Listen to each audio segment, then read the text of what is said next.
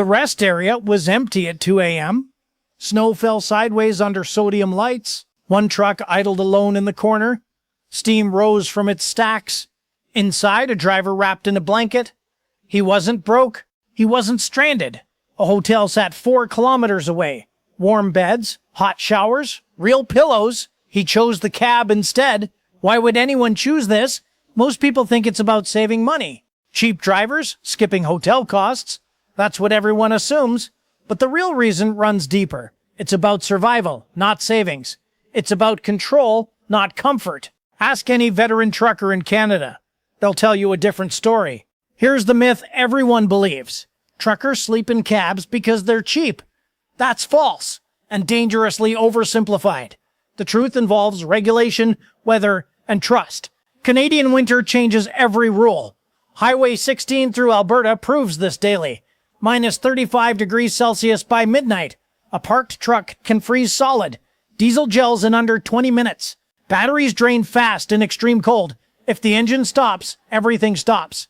A driver in a hotel can't watch his truck. He can't hear the engine falter. He can't feel the temperature drop. Distance becomes the enemy. 15 minutes away is too far. By the time he'd notice, it's over. Frozen fuel lines, dead batteries, stranded rigs. Repair costs start around $800 CAD. Tow trucks in remote zones charge more. Some invoices reach $2,500 easily. That's before losing a delivery window. Transport Canada's hours of service rules add pressure.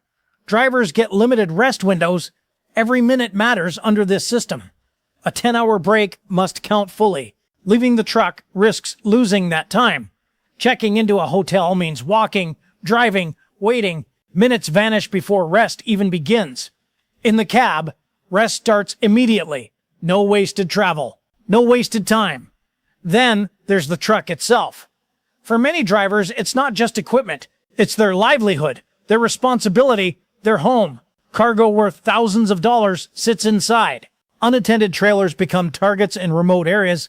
Break-ins happen more than people realize. Fuel theft is common along quiet highways. A driver in a hotel can't stop that. A driver in the cab can. Picture the Alaska Highway in January. Nothing but snow and darkness for kilometers. No gas stations, no cell service, no help. If your truck fails here, you're alone. Drivers learn to trust only themselves. The cab becomes a fortress, not a cage. Some rigs now come equipped for this life. Auxiliary heaters that run without idling. Insulated sleeper cabs built for extreme cold. Some trucks maintain habitable temperatures at minus 40. These upgrades cost thousands of dollars, but they turn cabs into survival pods. A good sleeper setup rivals a hotel room. Memory foam mattresses, blackout curtains, mini fridges. Comfort isn't always the missing piece. Insurance plays a hidden role too. Many companies require drivers to stay near cargo. Leaving a loaded trailer unattended can void coverage. One incident could cost a driver everything. His license, his contract, his reputation.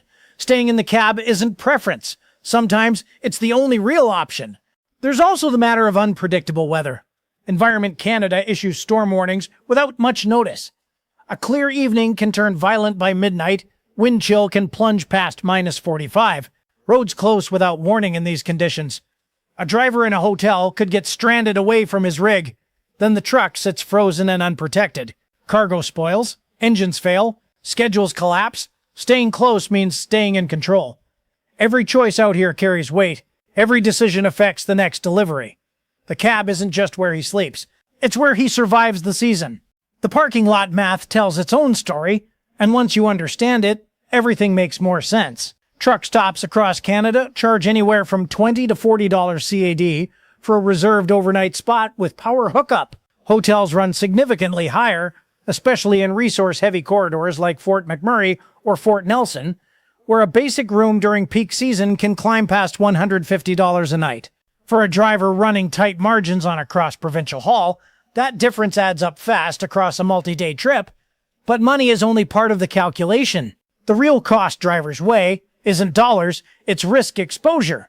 And in a Canadian winter, risk exposure can turn fatal in under an hour. Consider what actually happens to a diesel engine left unattended in extreme cold.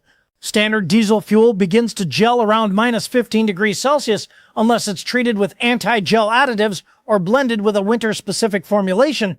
Many carriers switch to a number 1 diesel blend once temperatures drop below minus 20, but even treated fuel has limits. Below minus 35, paraffin wax crystals can form in untreated lines within 20 to 30 minutes, clogging fuel filters and starving the engine. Once that happens, restarting isn't as simple as turning a key.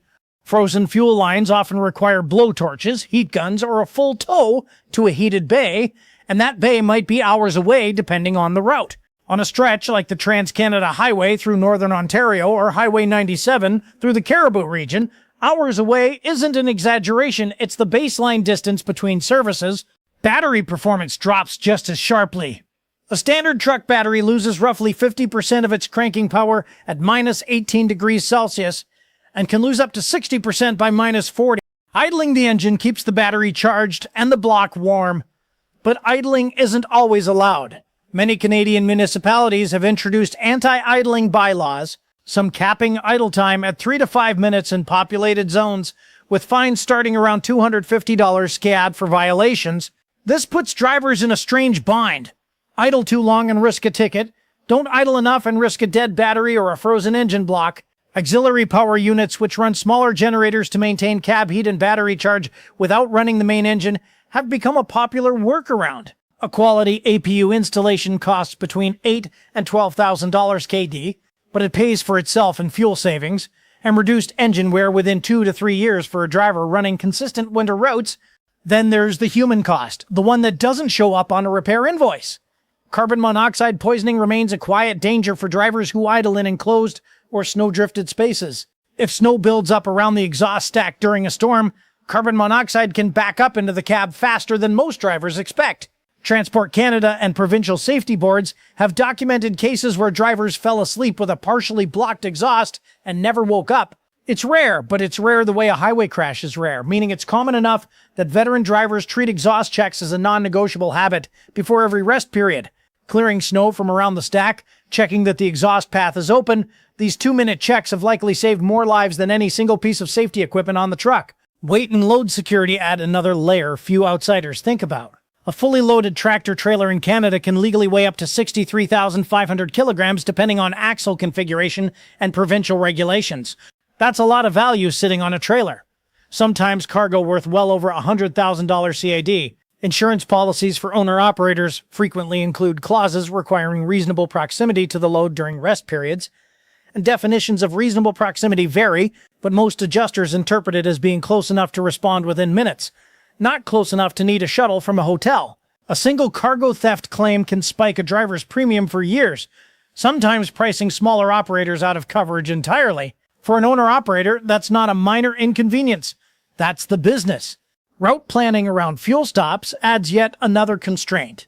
In remote stretches like the Alaska Highway between Fort Nelson and Watson Lake, or the long isolated sections of Highway 37 in northern British Columbia, fuel stations can be separated by 200 kilometers or more. Drivers plan their rest stops around these fuel islands deliberately, because a truck stop with fuel access also usually means power hookups, block heater outlets, and other drivers nearby who can help in an emergency. Staying near this infrastructure isn't about comfort, it's about staying inside a safety net that thins out fast the farther north you go.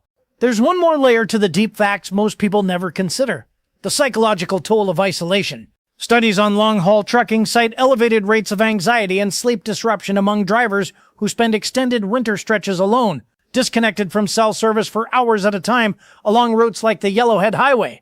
Staying with the truck, oddly enough, gives many drivers a sense of control that counters that isolation. The cab becomes familiar territory in an unfamiliar, hostile landscape, and that familiarity matters more than most people realize. Now here's the twist. After all the facts about diesel gelling, dead batteries, and frozen fuel lines, you'd expect drivers to hate this life, to count down the days until they can quit the cab for good. But talk to enough veteran drivers, and a strange pattern emerges. Many of them, given the choice of a free hotel room versus their rig, still choose the truck. Not because they have to, because somewhere along the way the cab stopped being a backup plan and became home. One driver on Highway 1 put it simply: the hotel room is quiet, but it isn't his. The truck creaks in a way he recognizes. The heater hums at a pitch he's learned to sleep through. Even the smell of diesel and worn upholstery has become, unexpectedly, a comfort. That's the part outsiders miss entirely. This isn't a story about cheapness or stubbornness. It's a story about a profession that slowly rewires how a person defines safety and comfort. A soft bed in a warm hotel means nothing if your mind is 3 kilometers away, worrying about a fuel line freezing solid. Real rest for these drivers only comes when they can hear their engine, feel their cab, and know that whatever the night throws at them, they're already there to face it. Picture him now, hours later, waking to the pale gray light of a prairie dawn. Frost climbs the inside of the windshield in thin feathered patterns. He doesn't panic. He's seen this 100 times. He reaches for the wipers, cracks the door, and steps out into air so cold it stings on contact. His breath hangs in front of him like smoke. Somewhere behind him, the trailer sits exactly where he left it. Engine still humming low, fuel lines intact, cargo untouched. Another night survived, another delivery still on schedule. This is the quiet heroism nobody claps for. No headlines, no parades, just a driver, a truck, and a country covered in ice, mile after mile, night after night. He'll fuel up, check his mirrors, and pull back onto the highway before most of the country has even had their first coffee. Somewhere ahead, another storm is already forming. And he already knows what he'll do when it hits. He'll stay with the truck. He always does. So next time you see a rig parked alone at a rest stop in the middle of a Canadian winter night, don't assume the driver inside is stuck or struggling. He might be exactly where he wants to be, doing exactly what keeps him and everyone counting on that delivery safe. If this kind of story pulls you in, let us know in the comments what surprised you most. Drop a like if you learned something new about life on the road. And if you want more real stories from the coldest highways in the country, make sure you're subscribed, because this is just one night out of thousands out here.